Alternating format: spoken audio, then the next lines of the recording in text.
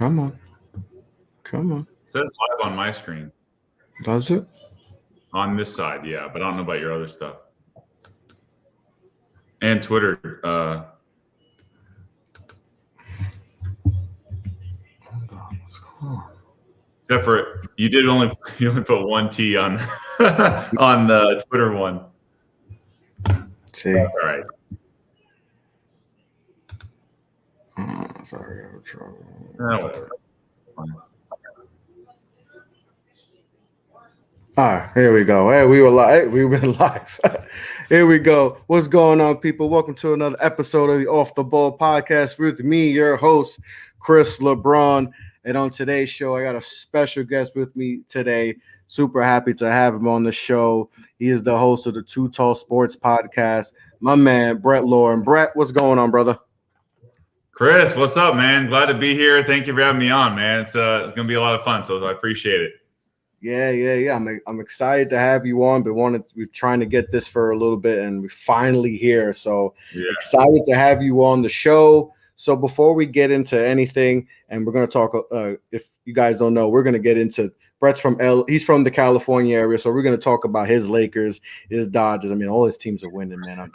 That's making me a little sad, and being from New York and all that. But we'll dive into all that. Before we get into all that, Brett, talk to my listeners about a little bit about yourself and your show and all that stuff.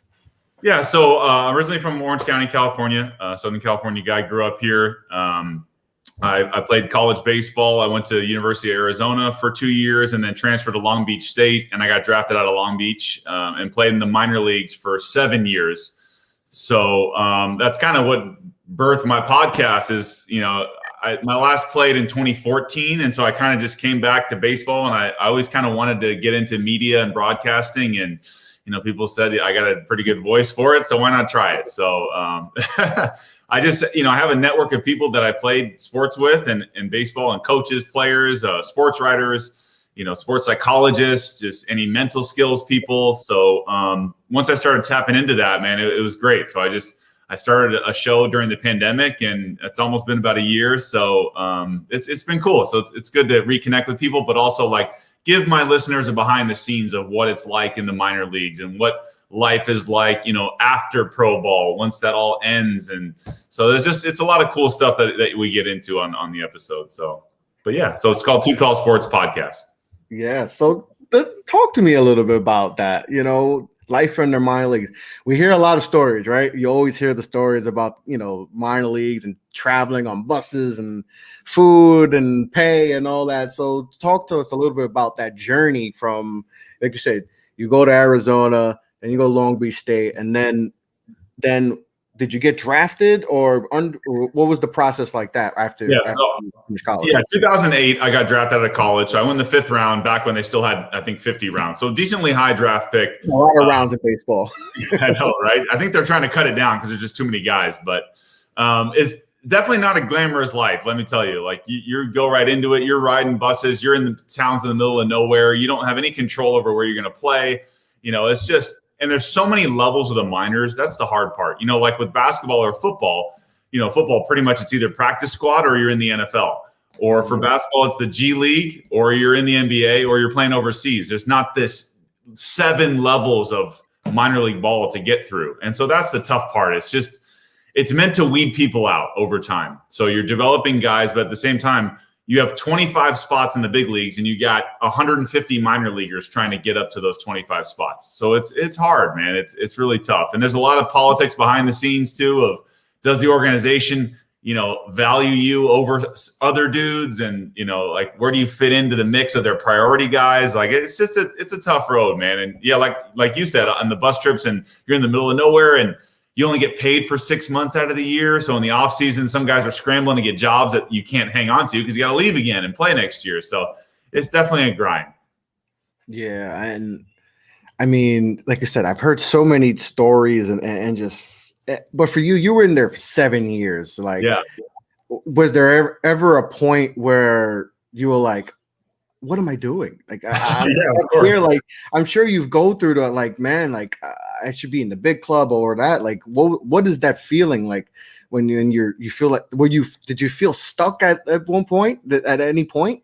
Yeah, like there's a couple times like when I made the all-star team in the minors a couple times at my whatever level I was at, and just not getting moved up was probably the toughest thing. Like just seeing other guys get moved up over you that you're happy for them, but at the same time you're like, why aren't I the guy getting moved up? Exactly, So that part is really hard mentally to deal with, but you can't control that, right? You can't move yourself up to the big leagues. Like there's nothing you can do except for mentally try to stay consistent and perform on the field every time you step out there. So, as simple as it is to say, it's definitely easier said than done, but that you just have to go out and play every day. It's a short memory, simple-minded mentality, and trust me, way easier said than done. It's hard, man. It's hard to watch other dudes go up, and you're like that should be me. So, yeah.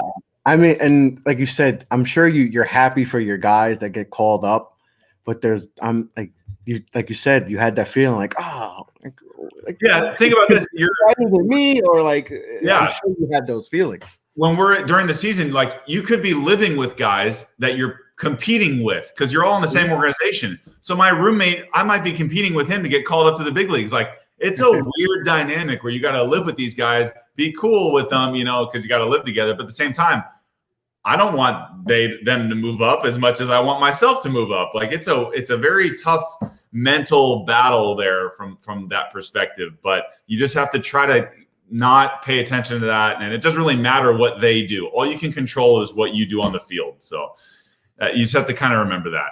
Yeah, exactly. So you finish your minor league career. What's next? You've been playing baseball. You've probably been playing baseball your whole life.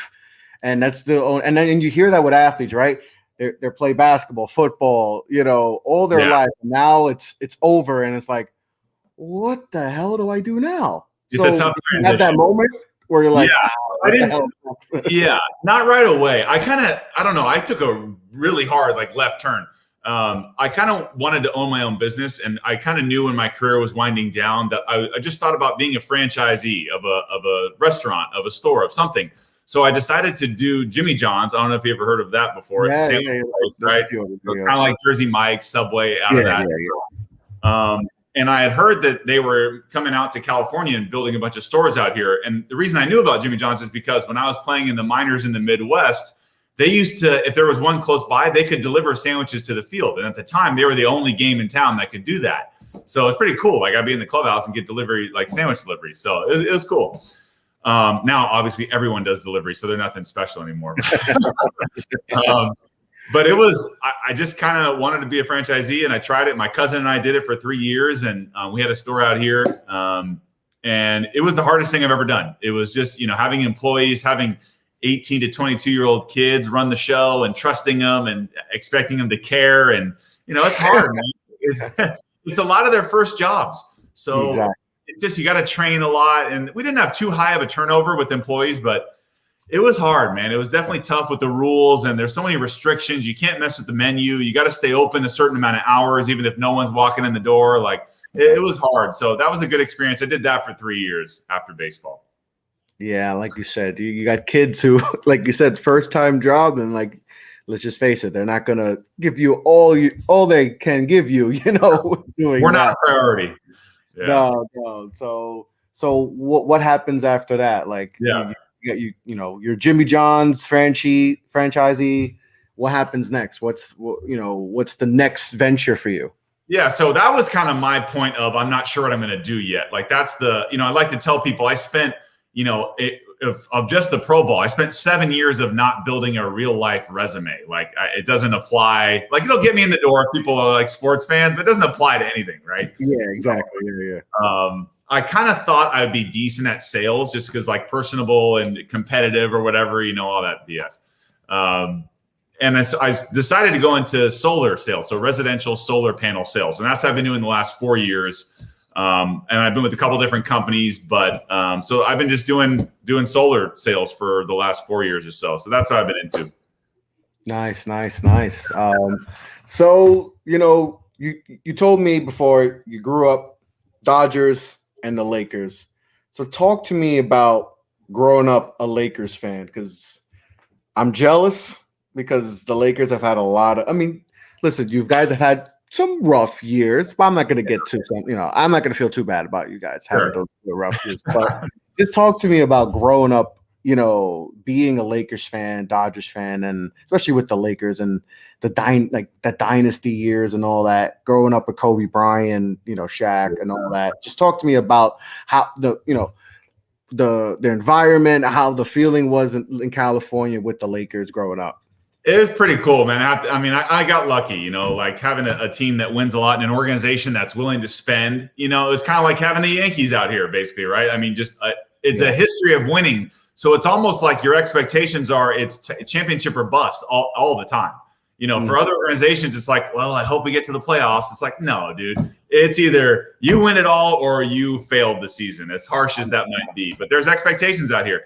And the tough part about LA is, in Southern California, if you're not good, we'll just ignore you. You know what I mean? Like you're nothing. You're a non. You guys have a lot to do out there. Yeah, nice there's way too much going on out here. So if you're bad, well, we won't even think about you anymore. So it's competitive. So, but to have obviously growing up basically with Kobe, there for a lot of my life, and Shaq coming in, like it was a huge deal. That brand of basketball was awesome. And I remember like the Robert Horry shot against the Kings, or should we say the Sacramento Queens. Queens now. Yeah, that was great. And that was like just those dynasties and Phil Jackson coming over after. Like there was a lot of things that fell into place. It was good. But it was a little sketchy there after Shaq left. And I think they committed to the right guy with Kobe. He was younger, he was in his prime. But he didn't team up with anybody and get anyone to come here until finally we got Powell and we drafted Andre Drummond. You guys got him for a bag of chips. Yeah. For his brother, who we ended up getting back now. Yeah, that was crazy, right? He did get traded Kwame Brown and his brother. Yeah. Right? Well, thank God we got rid of Kwame Brown. That was but it was cool. It was good to see the Celtics Lakers come back when like KG, Ray Allen, and Paul Pierce, like the 2008 and 2010, those two series. That was great to see that rivalry come back. That was like the last true rivalry, really. Now that's what sucks about the NBA now is there's no rivalries anymore. Everyone's buddy, and we'll talk about that, I'm sure. But just in general, yes. To answer your question, being a Laker fan, not a lot of negatives about that. Yeah, like just a lot. Like I said. Those years, those prime years where you won back to back. I mean, it must have been such knowing that your team has a chance to win a championship every year is a good feeling. Like knowing when you getting ready for the season, we have a chance to win it all, and you guys dominate. It was a dominating era. I mean, growing up watching and just like Shaq was just larger than life. Like to think a guy could be that big, first of all. Yeah. And he can just manhandle other. I had Scott Pollard on my show. Maybe a month ago. Yeah, I had him on a month ago. And Scott Pollard's probably 7 foot 260, 250 in his prime. That's a big dude. He was like, Shaq was just ragdogging. He's like, he broke my back. I think he said he had fractured his back or did something to his back, to Scott's back, where he's like, he's built different, that guy. Like, I'm a big guy, and he's like, I've been around big guy. He's like, that dude's different. Like, Shaq is 7'1", 340 pounds of solid muscle. Like, even for a guy who's 6'11", 7 foot, 250, 60, that's still like he made guys look small. Like, and it's great. Do you think Shaq, you plug him in this era, you think he can translate? I like prime Shaq right now. Let's put prime LA Shaq 2000 against Indiana Nets, Philly. He would be a problem still. Like there is nobody in the league like that. So I think he fits in any era.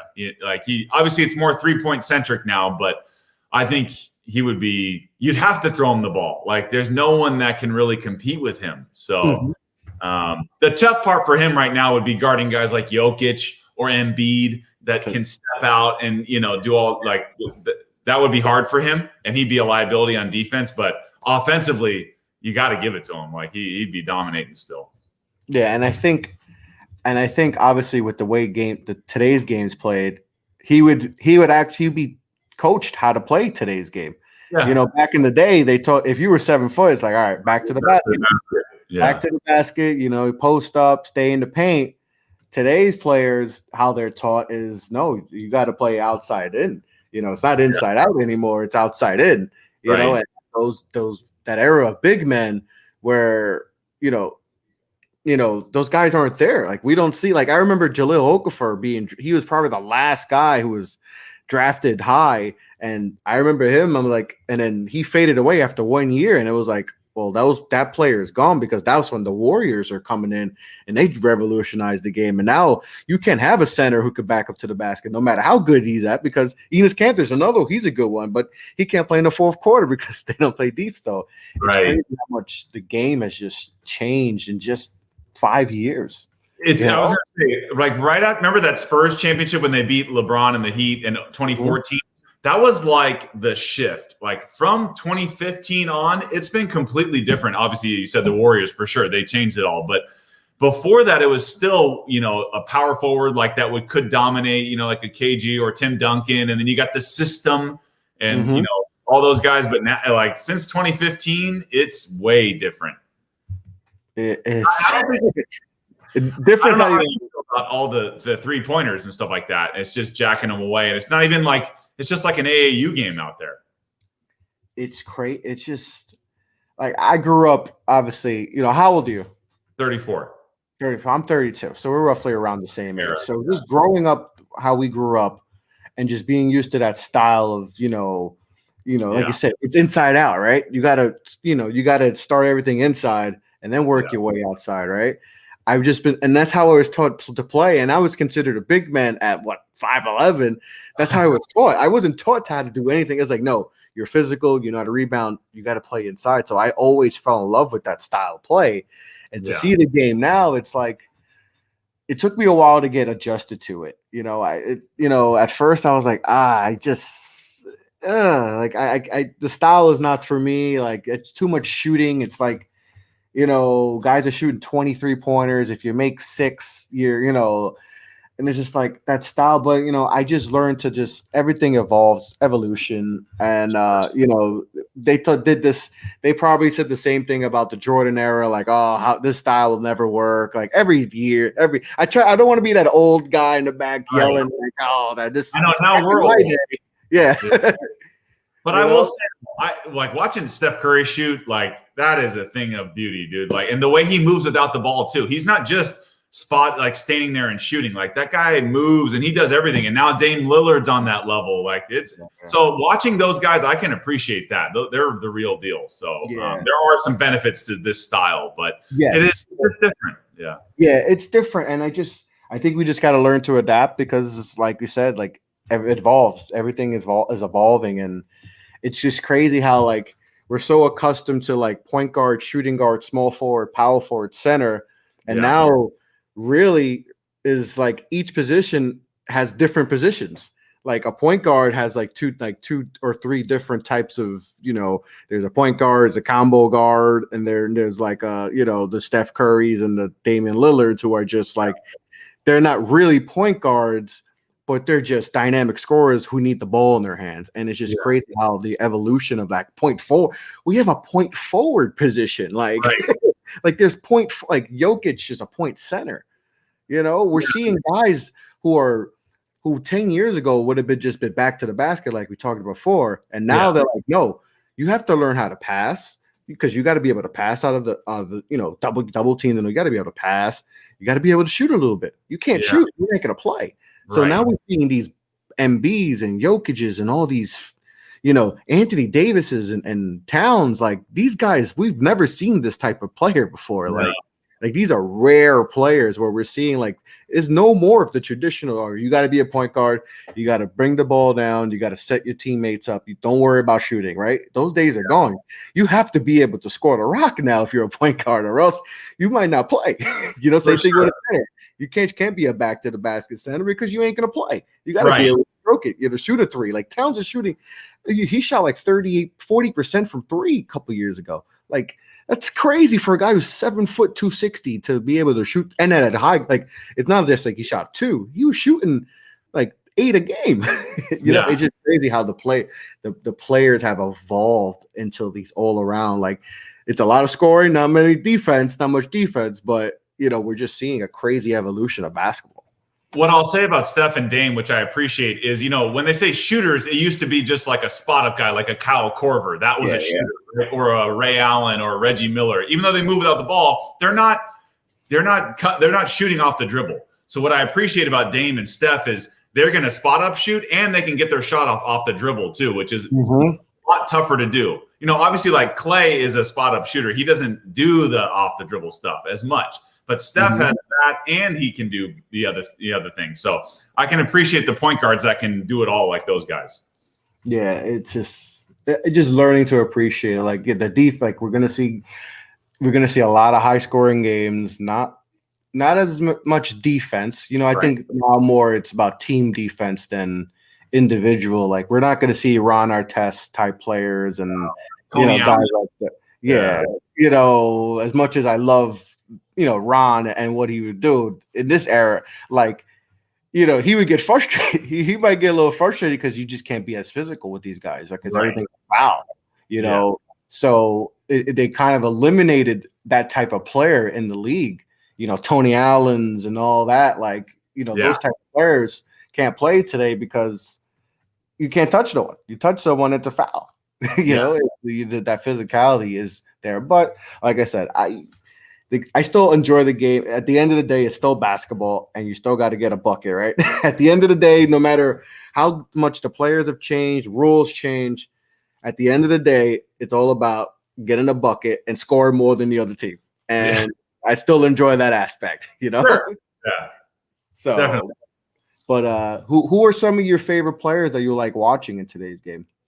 In today's game, other than the guys we already talked about, like when Anthony Davis is right, man, he's one of the toughest dudes to guard in the league. And I will say, when Kevin Durant's healthy, I think he's the most unguardable player in the league. Like when he's right, and he doesn't I know James Harden can pretty much do everything, but he dribbles a lot and he gets a lot of fouls.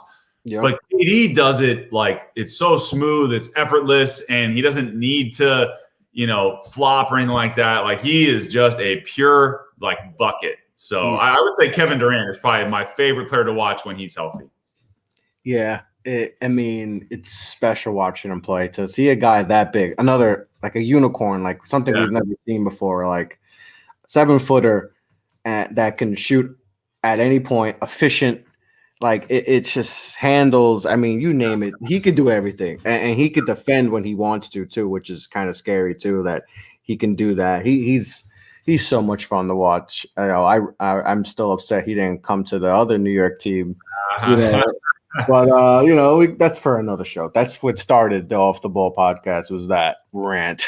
Exactly, man. Well, you got ready to take in free agents like that. They would have had to build up. At least the Nets they were decent. They had all-stars, before that. The way they built because listen, that Nets team, and I don't want to talk too highly about them, of course, they're the crosstown. Yeah. But as a fan, you appreciate what they did because they were still coming off like all the the Kevin Garnett, Paul Pierce trade, that effect, right? That was still lingering. They didn't have a lot of picks and all that. So that was still a cloud that they had to deal with. So they had to be creative on how to get better. So they scoured and try to find, okay, we can't draft a guy because we have no picks. Right. So let's go find a guy who was a high pick and, that team just doesn't want. They found that guy in D'Angelo Russell, right? So they trade for him, essentially he's only in his, I think, third year in the league at that point. And he became an all-star. And then they developed him on top with Spencer Dinwiddie and Jared Allen and all these guys and built the culture. And because remember, they started the season, they struggled to start that season. Like they were not good. It looked like they were on pace to get go in the lottery. And I don't even think they had their pick. So it was going to be a rough season for them, it looked like. They turned it around. D'Angelo Russell balled out, became an all-star. Said Jared Allen, Dinwiddie, all these guys play. Joe Harris. They developed these guys. And, for my Knicks, we did the complete opposite. We tanked.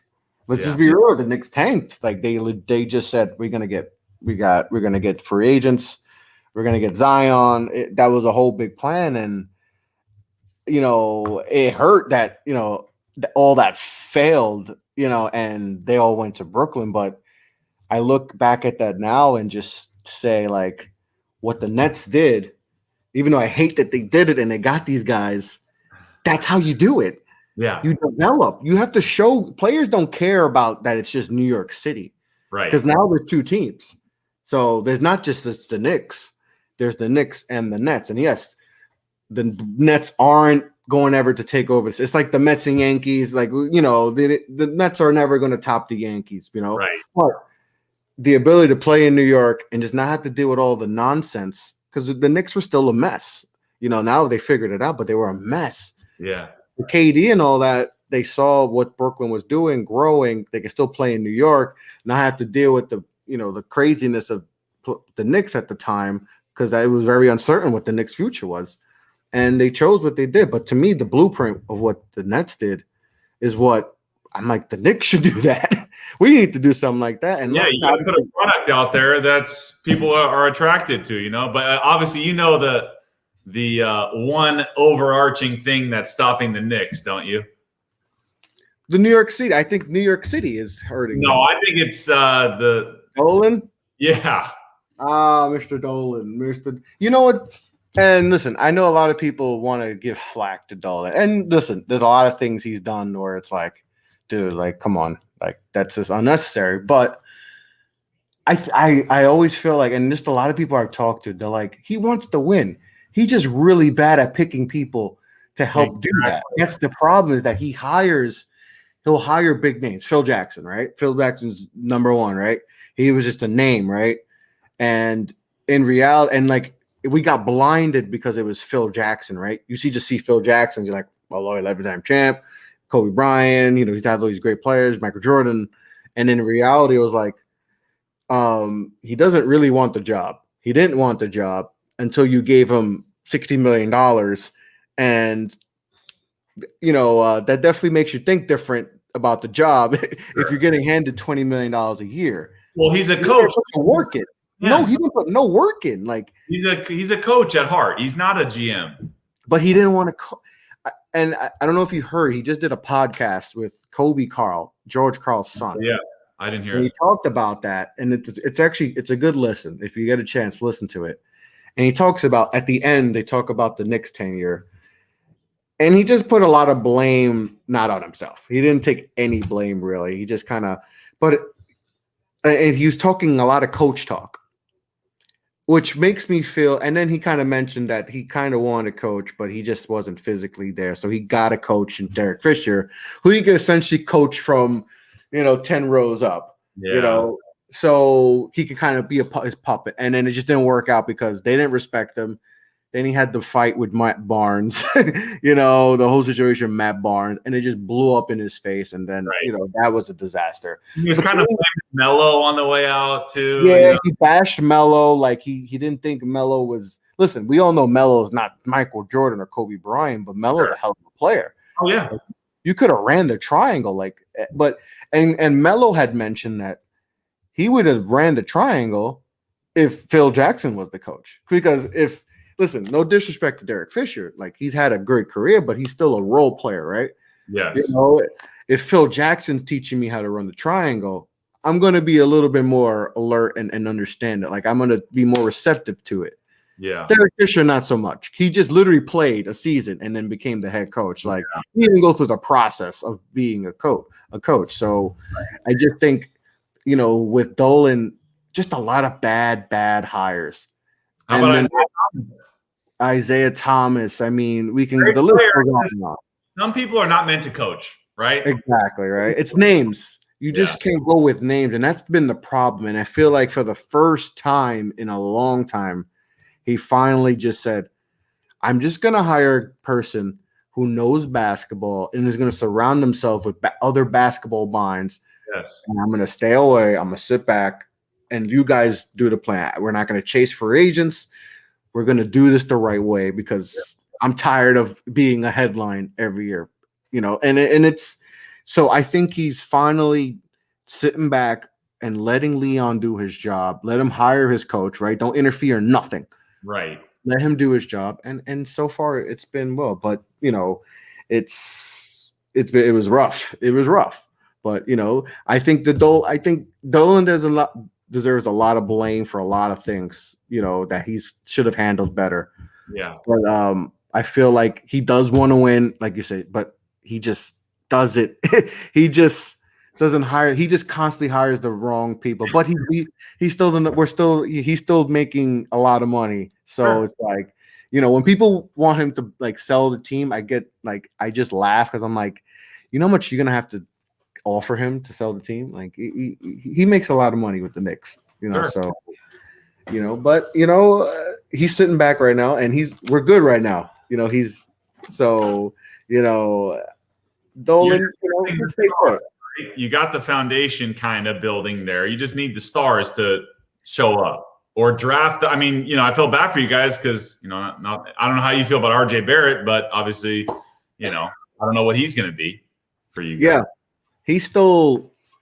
Definitely played better, and he's not even 21 yet, I believe. Like he's still very young, and he's been showing moments. I was worried early in the season. I'm not gonna lie. I was very worried about RJ. Yeah, he looked lost. He didn't. It just nothing looked natural. Like he was pressing. Yeah, and it wasn't. And it's not because he wasn't playing. He was playing. Like he has all the It's just him and Julius Randle, essentially, So he had all the opportunities to take over, and he just wasn't doing that. But he's definitely showed that I think he's going to be a good one. I don't know how good. I don't know if he's going to be a perennial All-Star. I don't know if he's going to be, All NBA player. But I'm confident that he's going to be a very good player in this league. And if he is that, then that just makes the Knicks more attractive in coming years. And that's the thing you have to do, like build this foundation with Julius Randle and Manuel Quickly, and all these guys, RJ Barrett, so that when it is time for free agency, you don't just pitch New York City, right? And I feel like that's been a thing too. I'm sure you see it all the time. LA too. Everyone like the pitches, LA is bright lights, Hollywood, weather. And it's like, okay, what else do you have? Like, how's the organization? Like, remember the Lakers went through some stretches where I saw them lineups. Yeah, there's some rough lineups in there. Like, the latter years of the Kobe years and all that. And it's the same thing with New York. And we don't even have the weather. It's cold a lot. So, but we have all the lights. And to me, that was always the pitch. And the thing with these big cities is like, you could pitch all that, but these players nowadays care about winning. Because that which helps the brand. That's winning the brand. Right? It always comes back to winning. Because a lot of these, like if you get to free agency, you've been paid, right? A lot of these guys have made a lot of money after 6-7 years. Especially in the NBA. They want money, but it's legacy now. If you don't have championships or at least competing for them, you're just wasting your talent. Exactly. And guys don't want to waste their talent. No. Guys don't want to just rot away in a city and just be forgotten about, and then they're 8, 9, 10 years in, and they haven't even been past the first round. That's why I thought we were Bradley Beal, dude, and he just stayed. Yeah, and you see guys like Bradley Beal. Like I remember, the Knicks game not too long ago. Like he looked frustrated. Like he looked very frustrated, and you see, like, all right, their record is, even with a Bradley Beal and Russell Westbrook, you were figuring, all right, they'll be at least an 8 seed, right? Yeah. At least, at worst. I mean, right now they're in the top 5. They're battling to get a top 5 pick. Yeah. And it's just, Bradley Beal's already going on year 8 or whatever, and it's like, dude, like you're gonna be wasting your prime. You're in your prime. You're leading the league in scoring. Yeah. Like when do you just say enough's enough? Like you guys aren't doing what you're supposed to do for me. I've given you all I've gotten for you. Now I need the reciprocation back, and they just haven't done that. So it just guys don't want to rot away, and that's why you see a lot of player movement and all, because guys just don't want to waste the time. Like you see quick too, like Porzingis. Let's look at the Porzingis situation. Like he was gone in I think 3-4 years of the Knicks. Like, year 3 he has an all-star year, blows out his ACL, Phil Jackson situation, and he leaves because, and this is New York.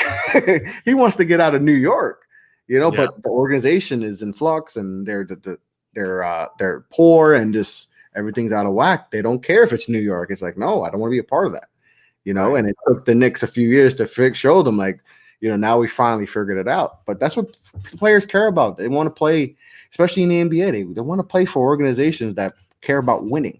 Like LeBron James cares about winning. Kevin Durant cares about winning. They don't care about them. They have all the money in the world, but it's fine. It's about winning. So, it's just, I feel bad for Brad, because it feels like he's stuck and he wants to be like. Did he commit to them? Like, why commit to Washington? I know it's like you're the guy there, but now still, I think it's just everyone wants to be that guy to turn it around and be there for life. Everybody wants to be Kobe and Dirk and be a 20-year guy, but it doesn't always work that way. You got to win. That's all that matters is winning. That helps your legacy and all this. Like, no, not everyone. Listen, Charles Barkley's had a great career. Karl Malone, great career. Dan Marino, great career. Barry Bonds, great career. All these guys, but they're always going to be in that, great career, but they didn't win it. They didn't win the chip. And they're all Hall of Famers, but you don't want to be a part of that. It's something about that. You don't want to be the Dan Marino or the Charles Barkley. You want to win a championship. And, I feel a Brad situation, a trade coming in the offseason for him. I feel something, I know the free agency is not as lucrative as it was, because Giannis re-signed and we got Anthony Davis, all these guys re-signed. And LeBron James re-signed, Paul George. So there's right now it would be Kawhi, and we expect Kawhi to come back, barring a collapse by the Clippers, and that could happen. And I want to talk to you about the Clippers too, and that rivalry. It's going to be interesting. So we'll see. But I think something was going to happen with Brad. Okay. I think he's going to go. I wouldn't be surprised if your Lakers go after him. Form their big three, because if the Nets can do it, why can't the Lakers do it? And I think something will happen with him in the offseason, because like I said, you don't want to waste away these prime years of your career. So we'll see. So I want to get into your Lakers and the Clippers rivalry. And is that even a rivalry? Obviously, you could talk more about it because you live in California. It's kind of like Brooklyn, New York, and the Knicks are kind of getting back to it, because it started a little bit when they first moved to Brooklyn, here. You kind of got the energy, but then it died off because both teams were just garbage. So for the Clippers and the Lakers, how is that rivalry since Kawhi and PG got there? Is it a rivalry, or is it just like the little brother just trying to be annoying? Consider it a big time rivalry right now, because partially Kawhi isn't the most outspoken. Like there's not a lot of stuff going on with him, which is fine. That's just how he is. But we haven't had the battles yet. We haven't had a Western Conference Finals yet. Like last year was the chance, right? Yeah. Where we end up facing Denver instead. It's just, I don't know. There was more hype about the Clippers when Lob City was happening with Chris Paul and Blake Griffin and DeAndre. Like that was way more exciting, and that was the chance for the little brother to get over the hump, because that's when the Lakers were down too those years, right? The Lakers were down. So that was a better, Battle of LA. They love that. But it's really not at this point, because we haven't met them in a meaningful series ever, Yeah, exactly. Never up at the same time. So maybe this year we'll get that. I was actually kind of surprised they traded Lou Williams away. Like, I know the Rondo move is good, and he's, playoff Rondo. We had him last year, and he was great and helped us win a championship. Yeah. But I don't know. It's like him, Patrick Beverley, and, PG and Kawhi. I don't know. I'm not sure what they're going to be. But I don't consider it a rivalry still. It's just the players move around too much, so you're not getting the same battles anymore. It's like I need to see a Western Conference Finals that's competitive before we say anything like that.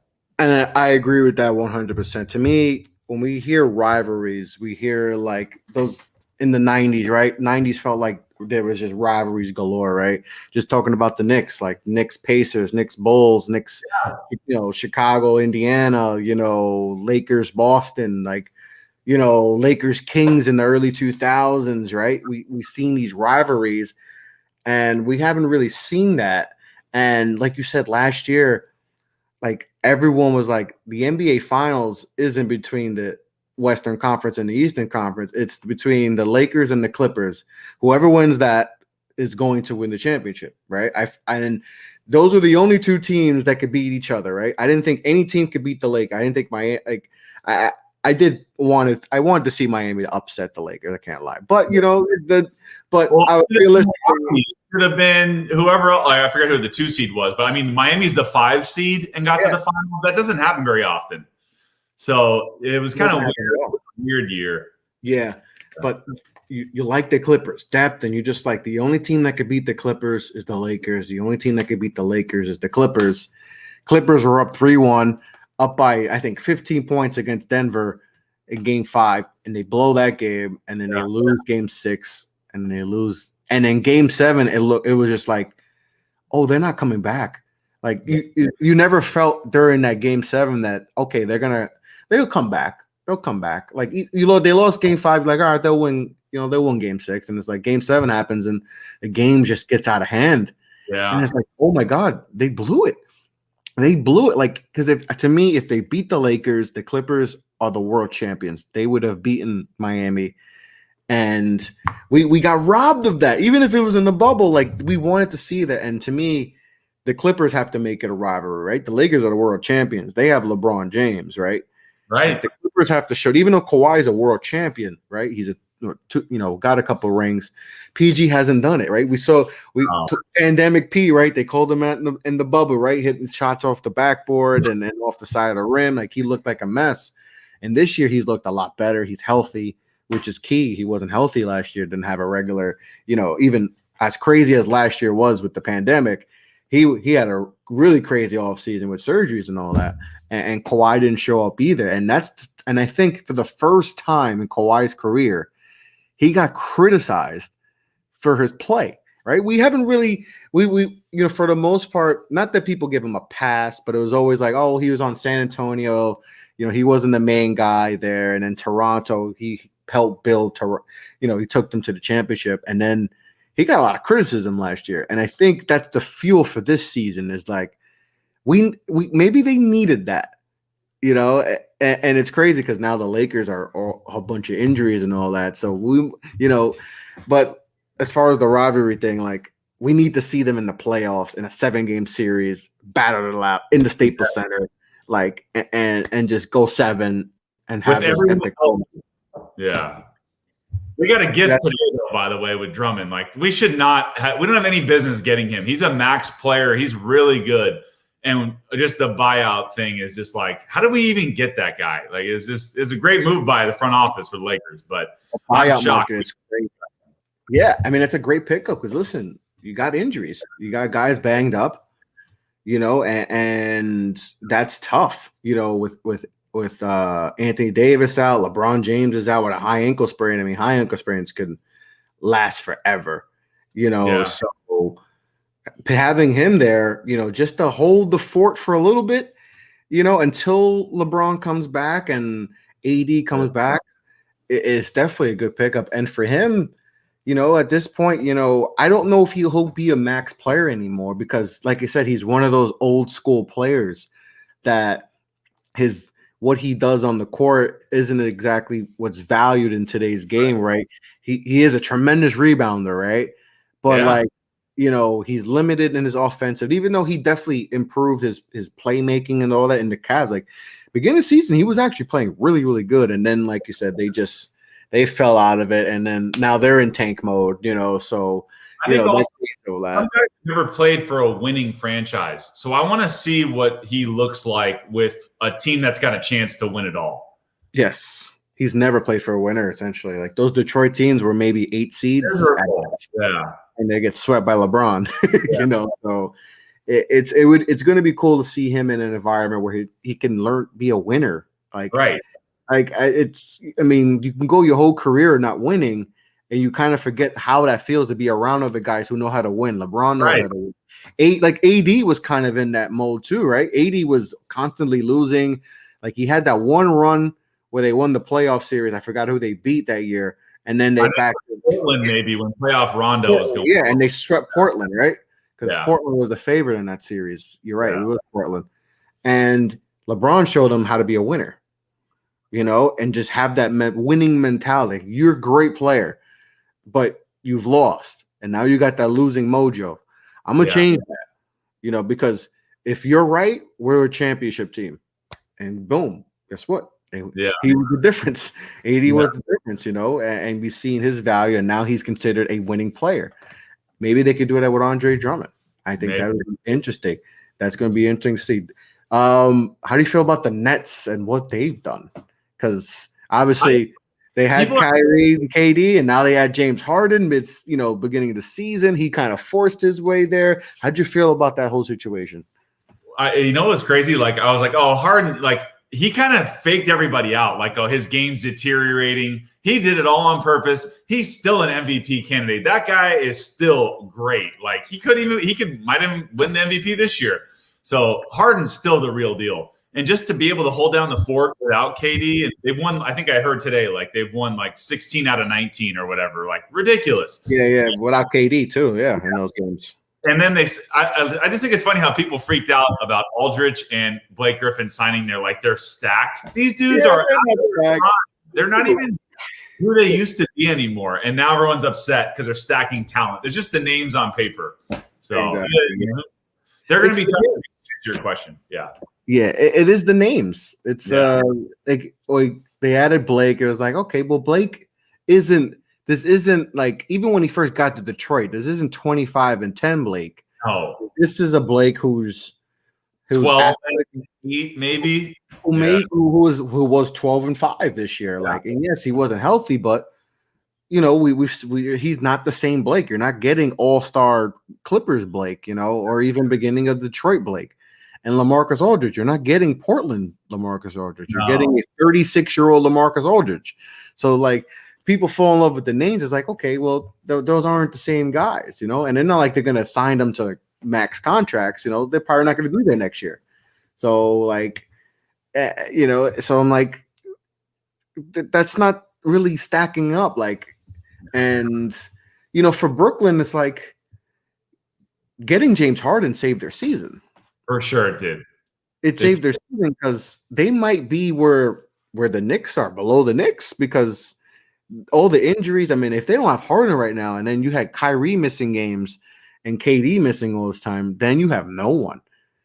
And Spencer Dinwiddie's out, you know, because he has the ACL. And you just got Joe Harris, you know, and then they'll still, you know, and Karras had this issue. Remember, they found the issue, I think, right? Yeah, so he would have been out, or you know, something worse, because the best thing that happened for him was the trade because they found that in his system, you know, and were able to get it out, you know, eventually. But they would have, so that he would have been out. They would have really had no one. Like you said, they would have their 4 best players without Harden out, and they would have been screwed. You know, no scoring. So Harden saved their season. No, you know, because then the criticism would have been on like 1,000, right? Because last year they got a pass because there was no KD, right? Right. And then Kyrie missed a lot. This year was like, nope, no more excuses. Is we got to see you play, you know. So it's how do you feel about this Nets team go forward? Because they have, I mean, you have literally 3 of the greatest offensive players we've ever seen on one team, and they've kind of figured it out how to play. Right. Especially Harden, who's kind of been the point guard and just taking on that role. So how do you feel about this team going forward? A lot of people say if the Lakers are at full strength, they still take the Lakers, but I don't know, dude. How are you going to stop that kind of offensive production from the Nets? I think if everyone's healthy and we're all on the same playing field, man, It would go 7 if it was Lakers Nets. I'll just say that. I don't want to say who. I want to say Lakers, of course, but like I don't know who's going to stop these guys. Like we don't have that kind of firepower, and the Lakers can't shoot threes. They're one of the worst 3-point shooting teams in the league. We're just going to get outshot a lot of games, and there's nothing. It's only so much LeBron can do. So it's going to be a tough battle if we play the Nets in the finals. Man, if like you said, if both teams are healthy, and that was my prediction, it was the Lakers versus the Nets, and this is before Harden. And I was like, all right, if everyone's healthy, which is always going to be the biggest thing, if they're healthy, I was like the Lakers are going to win back to back. But then the James Harden trade happened, and that changed everything. I was like, if someone has to take not essentially a full back seat, but someone's gonna have to take a little bit of a diminished role. You have to, right? You can't have everyone having 30 points a game. It just can't. It's not feasible. So someone had to take a back, and I was like, if Harden steps back, because Harden's the best playmaker out of the three, right? Because Kyrie is, like you said, we talk about the point guards before in that mold. He's not your traditional point guard. He's more of that combo. He's more of a shooting guard, if anything, than he is a point guard. But he's the size of a point guard. He's only 6'1", 6'2". So Harden had to take on that role, and he pretty much said, I'm going to take that role. I'm going to be the initiator of the offense. And you see him with all these, he's averaging triple doubles and all that. And Kyrie off, no pun intended, he's off the ball. He's doing all the stuff, or pun intended, but, but he's doing all this stuff and he's scoring. And then, Kevin Durant is used to this, right? He did it with Warriors. So he doesn't need the ball in his hand. Like he can create, you can give it to him anywhere and he's going to do a thing, so. It just shows you. If one of them is off, like they don't need all three of them on the floor at the same time. So even if one has a bad night, the other two are still going to be really, really maybe top 3 players on the floor. So like Lakers, if that happens to them, if LeBron has a bad night, good luck. Like he has to play so many minutes to just get us there. Otherwise, we're the AD Pelicans before that. You know what I mean? Yeah. And are you worried about that ankle sprain? Because listen, I know LeBron is he's Superman, right? He can come back from anything. But that ankle sprain, at 30, I know he's 36, but this might be AD. LeBron will be fine. I'm more worried about AD, man, because if that's Achilles deal, I don't want to happen what happened with KD, where everything's felt good in warm-ups and practice, and then you come back and it's. That's the scary part is that, like you just said, the KD, because remember, KD was jumping around, all this, and he looked good early. I think he hit his first 3 or 4 shots in that game. And then just like he said, like it felt like someone just like shot him in the back of the leg and there was no one near him. And I just hope that, and like we saw that in the bubble too. I know there's a few instances where Anthony Davis was looking at his, and I'm like, oh, please no. Because the last thing you want to see is elite talent, any talent, but especially the elite get hurt, like Clay, right? Yeah. Like, it's miserable not seeing Clay out there in the court. Like, we don't want to see this happen to players. And we want to see, everyone at their best, right? We want to see the Lakers full go, Clippers full go, Sixers full go, the Bucks full go. We want to see all these teams full go because then we want to see who really is the best. Right. So we get these injuries is tough. So I just hope AD he gets healthy and we'll see a nice playoffs because, like you said, the West is a bunch of dogs, and then the Lakers right now they're the 4th seed, I believe, and right now they'll play Denver in round 1. If Denver is no joke. If Murray starts to figure it out again and gets back to bubble Murray with MVP candidate Jokic, they're going to be really tough to beat. And they made that Aaron Gordon trade, which could work out for them. So yeah, they needed someone to fill that Jeremy Grant role that they lost.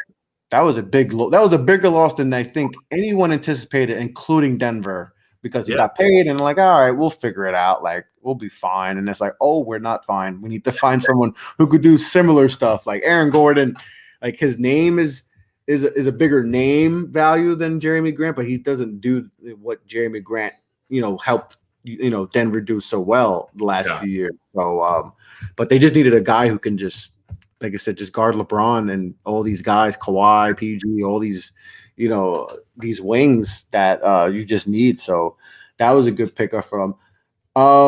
Who's a disappointing team for you or player? Give me your most disappointing team and player this year, because there's been some teams that I know disappointed the heck out of me this year.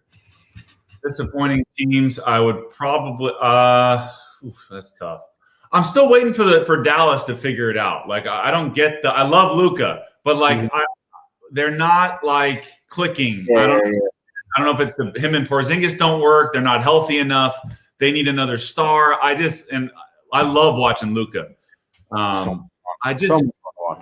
He deserves better. I don't know. It's weird with Dallas. I think that's off the top of my head. I don't know. Maybe you'll mention one that's worse, but yeah, it seems like they'll have a nice little win streak, and it's like, all right, they figured it out, and then they'll lose 2 in a row, and then they'll lose 3 out of 4, and it turns, and then you're just like, what the hell is this team? Like, what's the identity of this team? And that's the thing, is there is no identity right now. And listen, as a Knicks fan, I hope they keep losing because we have their pick. So, let them keep struggling, and so we can get a higher pick, But, they've definitely been very disappointing. For me, I was super high on New Orleans. I thought you might say that. I'm like a Zion mark too. I'm a big, I thought they were just going to be really good. I felt like they had everything you needed. They added Steven Adams, and I'm like, and the first thing I thought when they added Steven Adams, I'm like, pick and roll with Zion Williamson is going to be lethal. You got a Aussie that is built like a, Jason Momoa, he's just a brick. And then you got Zion coming downhill. Yeah. How do you stop that? I don't care who you are, like, especially how the guys are built today. They can't handle a guy who's, nobody wants to get screened by Steven Adams. And then, oh my God, Zion, I have to worry about getting under the screen so I can get to Zion. Now he's attacking downhill. And, Lonzo Ball, I just thought they had everything with JJ Redick. I just thought they had everything, bringing in Stan. Ingram's going off this year, man. He's great. Brandon Ingram would have been an all-star if it wasn't for Zion. Right. Zion took a spot in the all-star game because he's doing just as, he's probably better than he was last year. He's their best pure scorer on the team. So I agree with you. New Orleans, I expected a little bit more. They still feel really young to me, even though they have a couple older role players. They're super young. So. They're really young. And maybe I just thought that this should be the year they pop. But maybe it's next year's that season to pop, and we'll see if they keep Lonzo and all that. But yeah, I was really disappointed. Maybe because I just had way too high expectations for them, because like I said, I'm a Zion mark. So I just absolutely love Zion. Sometimes I just go back and watch Zion high school highlights. Like, I want that guy, like, man, I know he's had injuries and he's a little bit bigger now and whatnot, but dude, just watching it, even the early Duke highlights of him, it's just like, I want that guy back. Yeah, like once he figures out how to play basketball, and he's averaging 26 a game right now. So, like, just think how raw he is right now. He doesn't even shoot outside the paint either. So everything is inside. I think he only it's not Ben Simmons like, but it's like when you see him hit a perimeter shot, it's like, oh, okay, that's cool. Yeah. It's not Ben Simmons. Obviously, Ben Simmons isn't that's a whole different weirdness in a way. Like, his lack of shooting is very weird. But I was very down on New Orleans this year. Very high on New Orleans, and they've been disappointing this year. But is there a team that surprised you in a good way that you're like, wow, I didn't expect them to be this good? I know for me, it's my Knicks. I didn't expect them to be. Yeah. No, they lost today, but they banged up right now. But overall, I didn't expect this. Yeah, I didn't think that either. And I kind of have to say Utah, really. Like, I didn't think they'd be this good. I know they're solid. They're like a Denver, but they've kind of taken the next step. And I'm sure you saw, like, when Shaq challenged Donovan Mitchell saying, I didn't think you're that good and all that stuff. Yeah. The heart, man. And so Utah's been very impressive this year. I don't know if they can win in the playoffs and whatnot, but I think they're making or averaging the most threes made per game. So they're just going to outshoot people. So Utah's going to be tough. Yeah, Utah. I mean, I think everyone feels like Utah is like they're eventually they're gonna drop and it's gonna happen, right? But then they win 5 in a row. They're on a 5 game win streak right now. So it's like maybe they're just like those Atlanta Hawks teams from a few years back where like they just got a good nucleus. Like, but I think it's different from those Hawks teams because I feel like Donovan Mitchell could take over, and Atlanta didn't really have that guy that could truly take over. And for Mitchell, I think he gets still disrespected in a big way. And that whole team, listen, LeBron. I mean, you saw the All-Star draft, and it's like, well, nobody chose Utah in 2K or whatever, and it's like, oh, like if I'm Gobert or if I'm a Utah fan or a team or a player, I'm like, damn, LeBron disrespecting us. Everyone's disrespecting us, but yet we're the number one seed. Like, so they have a huge chip on their shoulder, which could be scary in the playoffs. Right. Because that chip with Donovan Mitchell, and Donovan Mitchell's been doubted his whole career. Rudy has a lot to prove too, because there's still a lot of people who just, not that they blame him for the COVID stuff, but they still look at him like, oh, that's a dude that didn't take COVID serious, and then he got hit with it, and it was like, and then the word NBA literally stopped. Yeah. So I think there's those factors in for Utah, but I mean, number one seed, I didn't see that at all either. Like they're playing great. They play they play offense and they play defense too, which is, you don't see a lot. Like with the Pelicans are all offense, and they're bottom of the 30th ranked defense. For Utah, they have a good blend of both, and Clarkson's been great for them. So he's been good. Former Laker. They've. For Donovan Mitchell to take the next step. I think that's kind of like he's like it's like a solid player, but is he a star in the league? I think people have been waiting to see, is he ready for that? So maybe. Yeah, because there's that superstar. Like, he's a star, right? He's an all-star. He looks like he's going to be a perennial all-star, right? Yeah. But then there's the next level. All right, we saw that a little bit in the bubble, right? But the bubble, right? Everything there's no fans, there's no pressure. Beginning of the season, he wasn't that player. He was struggling. They played when they came to the Garden. He was probably I think we beat them. He was probably averaging around 19 a game, around 36 to 38% shooting, I believe. Like, he was struggling. Yeah. And after that game, that's when he started taking off. But to me, there's still another level for him to get. Yes. And in order for Utah to get to that level, to be taken serious, right? Because we still got people disrespecting them that don't think this is real. Right. They think, oh, they're just gonna get people say like Dallas can beat them in the first round. So they have to, for them to take the next level, Donovan Mitchell, like you said, has to take that next step. Because if he takes that next step, then they can have a chance to get to the conference finals and play, the Lakers, Clippers, and get a chance to get to the finals. But if he doesn't take that step, then they can get bounced in round one.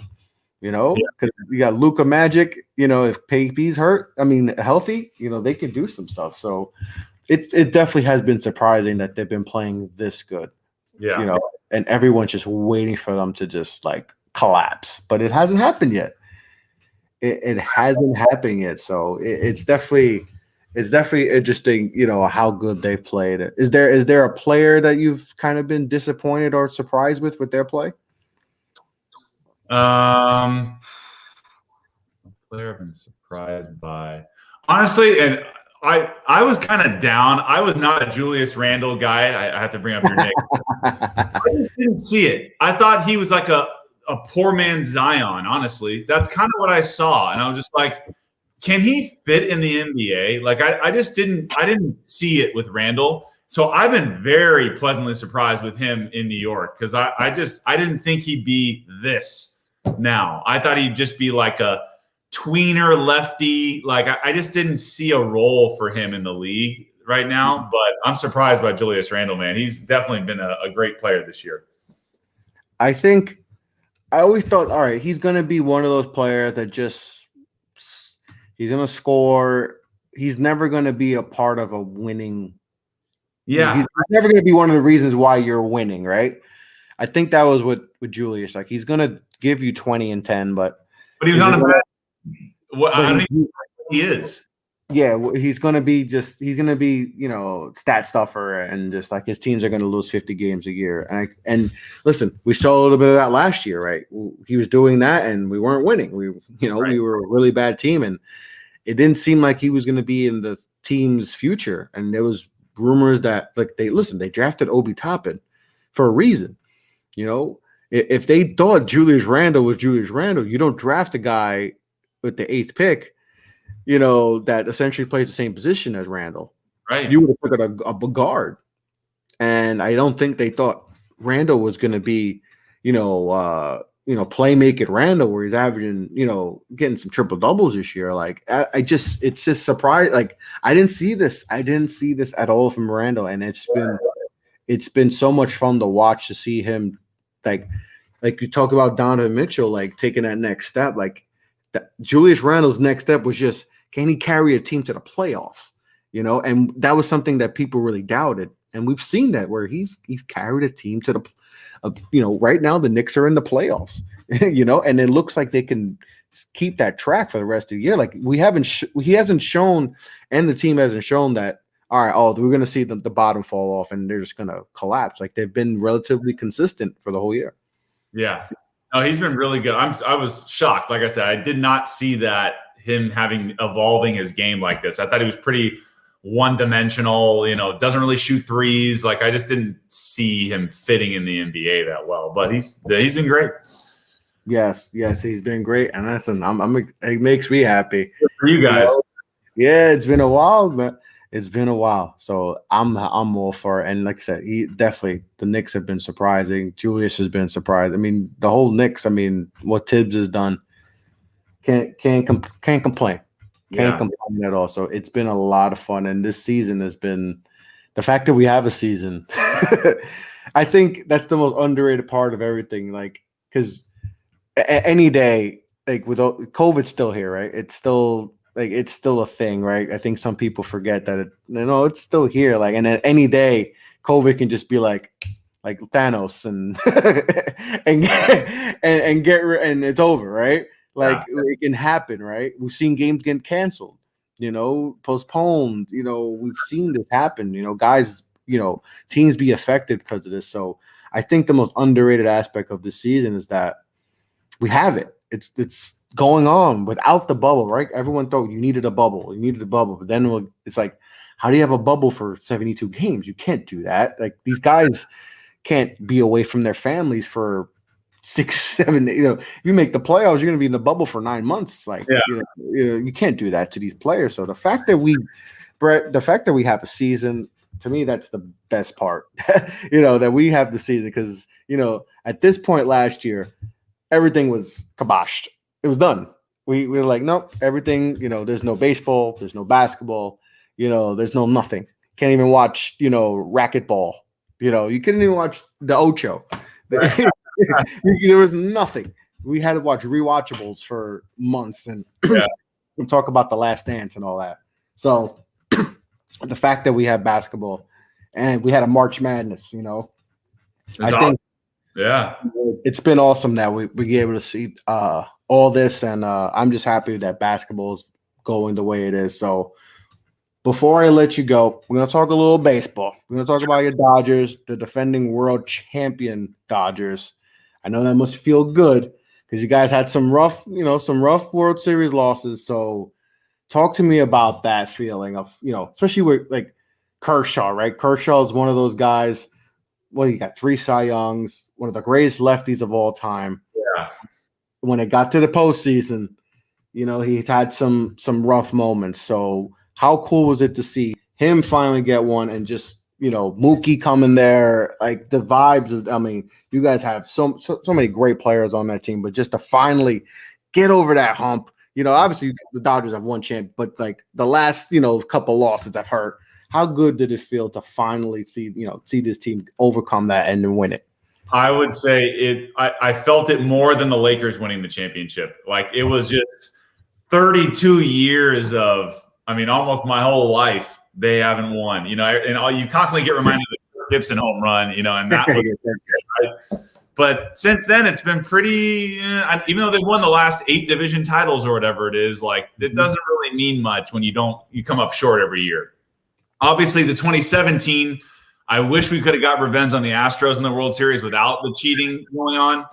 That would have been great. But when we played the Red Sox in 2018, they were way better than us. They weren't losing. They rolled through us in the Yankees in the first round. Yeah, they were not losing at all that year. So, yeah. And the fact that we got Mookie, I mean, he changed everything. But Kyle Seager was the MVP, or Corey, excuse me. He was the MVP. So we were loaded by far. But to see Kershaw, finally break through, man. And he pitched well in the World Series, which is good. It's not like we had to carry him through like Peyton Manning's second Super Bowl. I was just about to say, you don't have to do a Peyton Manning where you had to carry him the whole way. Yeah. So, and we didn't even have David Price, who opted out. Like, he opted out of the season. Yeah. People forget that. Yeah. The thing was the bullpen that we had to worry about. And luckily, Dave Roberts didn't overmanage the way the Tampa Bay Rays overmanaged. It was just I mean, I could go off on that. I know this is, yeah. I mean, that's a whole show in itself. Because I know it's unbelievable that these managers, they can't even watch what's happening anymore. It's just like, well, it means we're this far into the game. I don't want to go a third time around the lineup, even though that was the thing. Like, instead of having and that's the thing with baseball, I feel like we've lost that, where it's everything's analytics. But at the end of the day, I have to be able to look at you and just have that feel like, okay, you're on. I'm going to leave you in. And if the same thing happens, like, then it happens. But I want my best pitcher on there. Like, he's dealing. Like, this is a Cy Young winning pitcher. He's dealing. Let him win you the game. If you lose with Snell on the mound, I can live with that. But taking him, I just don't get that. And like, you just never know if you ever get back. Right. And now he's not even on a team. He's not even on a team anymore. So like, that was unbelievable overmanagement. Like I just like, what told you he needs to come out of the game right now? I didn't understand that. It doesn't. Even if the numbers are there in his history, like, prove that he can get hit around a little bit. Like, that was unbelievable. They helped us win that championship. That's for sure. They definitely helped. And, like you said, they might never get back the race. Like, they're not one of these teams like your Dodgers and my Yankees where they could retool by, getting a couple free agents or making these big trades.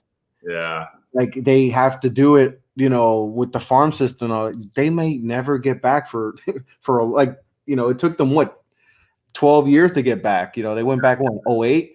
Yeah. When they lost to like Philly, they might not ever get back. So, and I just talked about this today, like how the Falcons, like how they didn't capitalize to win the Super Bowl and all that. Like, it just capitalizing on these moments, because you just never know you're going to get back. And I can't believe it. I still can't believe it, but hey, Dodgers are world champions. You had a good, Dodgers and the Lakers. 2020 was bad for me. Started a podcast. This is good stuff happening. Yeah, that's awesome. So yeah, the Dodgers. And how do you feel about the Dodgers coming into this year? I mean, we got better. We get David Price back, and we get Bauer. It's like Bauer. Reloading, dude. It's like we're just as good, if not better, than last year. So, I mean, we lost a couple guys. Kike Hernandez was a good role player, and Jock Peterson, we lost him. But honestly, I think we're better than we were last year. So, scary, yeah, it's definitely scary. But obviously, the Padres are making some moves. Really good. That should be, that might be the next rivalry that that be coming up, because there's obviously. We got Machado over there. He played for the Dodgers. You got Tatis coming up. That could be a fun rivalry. But yeah, it's to have the Lakers win and then your Dodgers. I'm very jealous.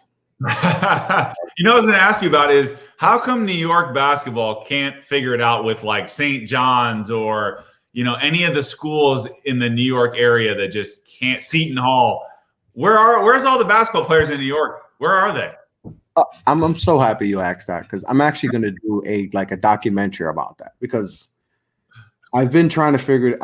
I've scoured, I've done research, the New York Hoopers are here. Is that the problem is that they're moving. They're going to Connecticut. They're going to Jersey. Yeah. They're coming out of, they're not staying in New York City. It's the system in New York City. It's changed a lot since because when we were growing up, you hear about all these New York City ballers and now you don't hear about them. You forget that they're from New York City, or like you have to read like, oh wait, he's from New York. You would have never known because you don't even associate with New York. They're going to Jersey, Connecticut. They're going down to Florida. They're going to all these academies where all these state of the art facilities are at. Listen, kids want to play at big time places where the facilities are A+. In New York City, the public school system, it's not like that. The facilities are piss poor. Yeah. And the AAU system's broken. And that's why New York City basketball has, as far as the talent, like I said, they're going all over the place, but, guys aren't staying in New York City to go play at St. John's, and because you would think, why hasn't St. John's been good in a long time since Artest was there and all that Felipe Lopez, those times. It's just everyone's leaving. Everyone's leaving. They're going to all these big time programs, in the South and like I said, going to Connecticut and all that, where they're going to build top. Jersey's facilities. New Jersey has they look like NFL stadiums. They got state of the art, basketball facilities. And then you look at New York and it's like, how?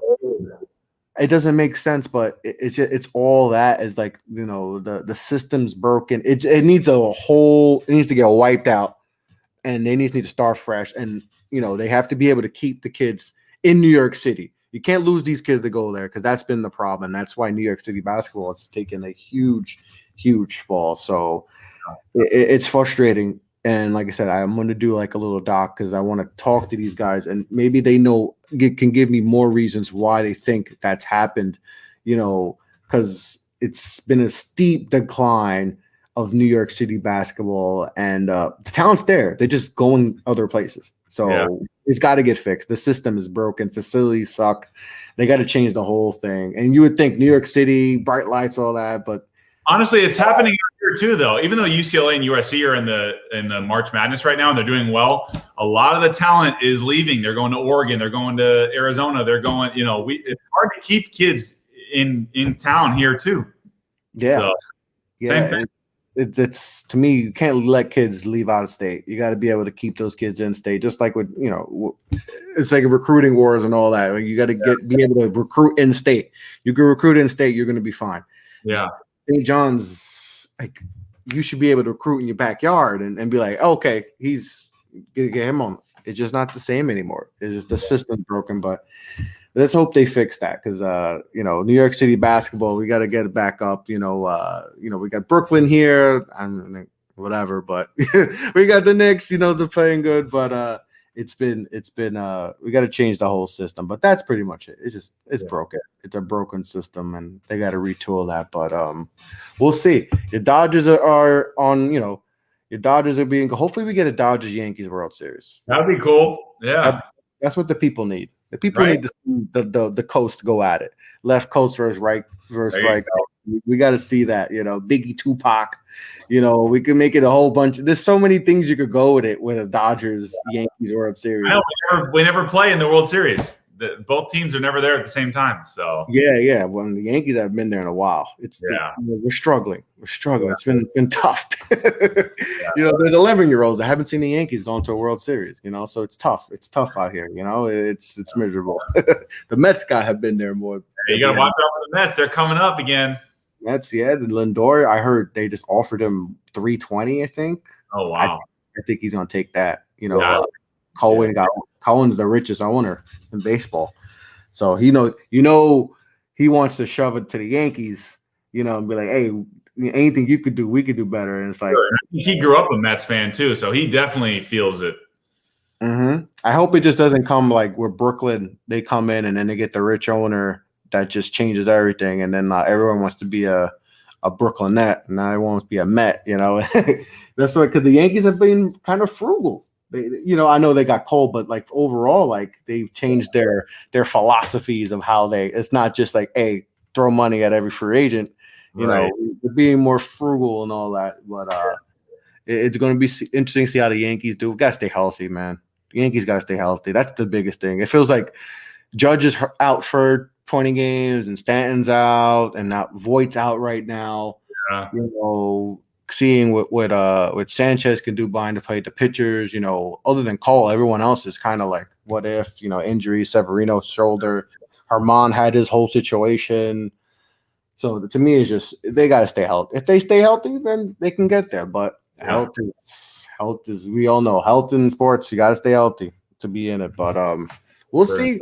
Like I said, hopefully we can get some, left coast versus East Coast action going on, and we're not going to get a Knicks Lakers final. Maybe one more year. Maybe next year. Maybe next year we could talk about a little more help. Yeah, a little bit more. We're not there yet. We're not there yet. But we'll see. But but Brett, man, this has been a lot of fun, brother. I really appreciate you coming on the show, man. Definitely appreciate having me anytime, man. I'd love to chop it up and talk basketball or whatever you want to talk about. So I appreciate it. Thank you for having me on. Yeah, man, a lot of fun.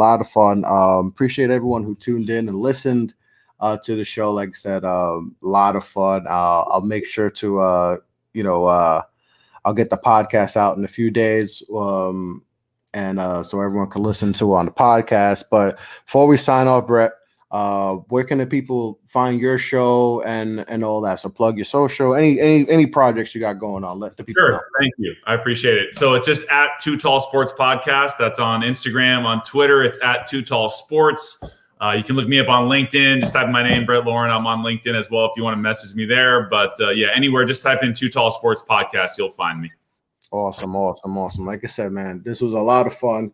East Coast, meeting up with West Coast in a pod is always fun. I always like talking to the people from out there and see how everything's going out there. So, like I said, thanks for coming on the show. Appreciate you, brother. Let's definitely do this again. This was a lot of fun. We got a much more talking about. We got baseball season coming up, getting ready for that playoff push in the NBA. Both our teams are in it. Yeah. So, that's what feels good. Like when I talk on podcasts now I can feel confident talking about my team. Like, it feels good. Got a little pep in my step now, So it feels good, right? I've been jealous of all these teams being good. So finally my team's good. But I'm excited. So definitely appreciate you coming on. Down below is the Manscaped. You get 20% off free shipping. Use my promo code OFFTHEBALL, OTBN, on manscaped.com. Go check that out. Get it off the ball with Manscaped. So go use the promo code before. But like I said, Brett, thanks for coming on the show, brother. A lot of fun. Thanks for everyone for tuning in to the Off the Ball podcast. You can find me, Chris LeBron, at Off the Ball Pod on Instagram, Twitter, Facebook, all that good stuff. Make sure to follow the good people at the network, at Off the Ball Network. Like I said, support the show. Like I said, go to Manscaped, use the promo code, help out the show, and all that. But like I said, I'm Chris LeBron. That's Brett Lorin. Off the Ball podcast. We're signing off. Be good. Take care, guys.